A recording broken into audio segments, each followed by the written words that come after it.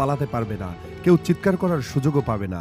ধুলোর মেঘে ঢেকে যাবে পুরো এলাকা, আর মোবাইল নেটওয়ার্ক, বিদ্যুৎ, পানি সরবরাহ লাইন সবকিছু থেমে গিয়ে ঢাকা এক মৃত্যু নগরীতে পরিণত আল্লাহর হবে। কাছে ঢাকার দোয়া সংকীর্ণ চাই, গলি আর আল্লাহ যেন যত্রতত্র নির্মাণ রাজধানীকে এই রক্ষা করে। বিপর্যয়কে আরো কয়েক গুণ বাড়িয়ে দেবে। কোনো ভবন ধসে রাস্তায় পড়ে গেলে উদ্ধারকর্মী দল ভেতরে অবৈধ ঢুকতেই পথে পারবে না। বিল্ডিং কলাবাগান, বানানোর ধানমন্ডি, সাজা মোহাম্মদপুর, বাড্ডা, আসতেছে। মগবাজার, মালিবাগ সব জায়গাতেই এভাবে রাস্তা বন্ধ হয়ে যাবে। ফায়ার সার্ভিসের গাড়ি আটকে যাবে, অ্যাম্বুলেন্স কোথাও পৌঁছতে পারবে না। আর যারা ভবনের নিচে চাপা পড়বে তাদের জন্য প্রতিটি মিনিট মানে জীবন মৃত্যুর ব্যবধান। ঢাকার পানি সরবরাহ লাইন ভেঙে যাবে, গ্যাস লাইনে আগুন ধরে ভয়াবহ অগ্নিকাণ্ড শুরু হবে। যেখানে পানি নেই, প্রবেশের রাস্তা নেই, সেসব অগ্নিকাণ্ড নিয়ন্ত্রণে কল্পনার চেয়েও বেশি সময় লাগবে।